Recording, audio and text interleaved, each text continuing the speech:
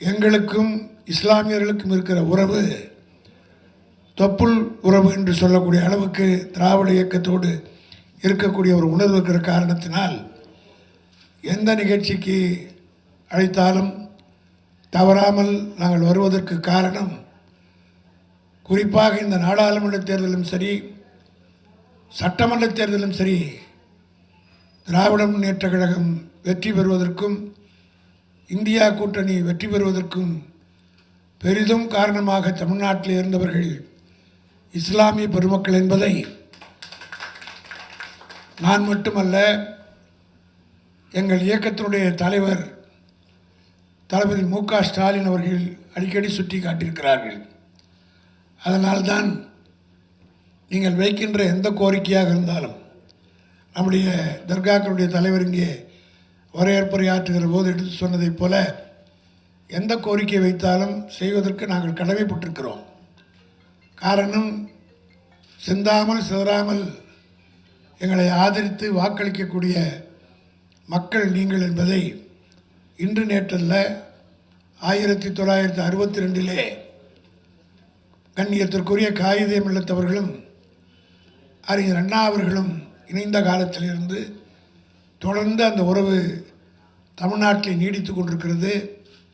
அதனால்தான் எந்த ஒரு சோதனை இந்த இனத்திற்கு சமுதாயத்துக்கு ஏற்பட்டாலும் முதல்ல குரல் கொடுக்கக்கூடியது திராவிட முன்னேற்றக் கழகமாகத்தான் இருந்தது.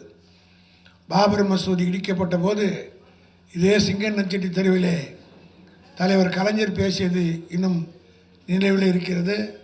இடிக்கப்பட்டது ஒரு மசூதி அல்ல, இடிக்கப்பட்டது வரலாறு என்று கலைஞர் அவர்கள் அன்றைக்கு குறிப்பிட்டார்.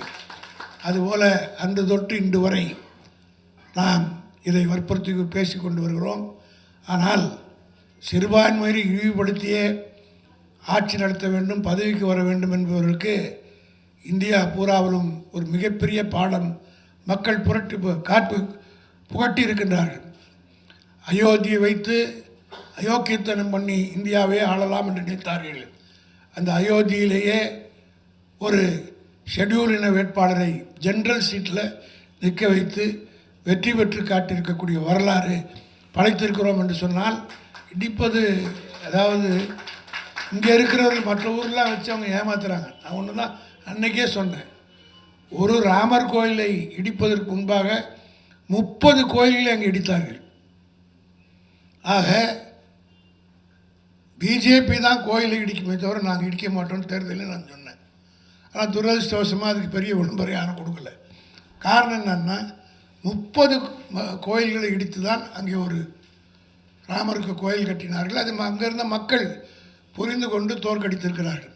ஆகவே இனிமேல் பட்டு இந்தியாவை ஆட்சியில் இருக்கக்கூடியவர்கள் இதை உணர்ந்து இந்த 370 போன்ற கருப்பு சட்டங்களை எல்லாம் திரும்பி பெறுவதற்கு, அந்த சட்டங்களை தடை செய்வதற்குரிய கடந்த காலத்தில் அவர்கள் எடுத்த நடவடிக்கையெல்லாம் இப்பொழுது இருக்கிறவர்கள் உணர்ந்து பார்த்து செயல்பட வேண்டும் என்பது என்னுடைய கருத்து மட்டுமல்ல, இந்தியாவில் இருக்கிற ஒட்டுமொத்தமான மக்கள். ஏனென்றால் இந்தியாவிலே மதத்தின் பெயரால் ஜாதியின் பெயரால் யாரும் வாழ முடியாது. ஆனால் கடந்த தேர்தலிலே நான் அரசியல் பேசுவதாக கருதக்கூடாது, இருந்ததை சொல்கிறேன். எதுவுமே இந்த ஏறத்தாழ 75 ஆண்டு கால சுதந்திர இந்தியாவில் 77 வருஷம் ஆக போகுது. இதுவரை இல்லாத ஒரு பிரச்சாரம் இந்த தேர்தல் தான் நடந்தது. மதத்தின் பெயரால் நடந்தது. பகிரங்கமாகவே பேசினார்கள். ஆனால் அதற்கெல்லாம் இந்த மக்கள் செவிசாய்க்கவில்லை. காரணம், மக்கள் உணர்ந்திருக்கிறார்கள்.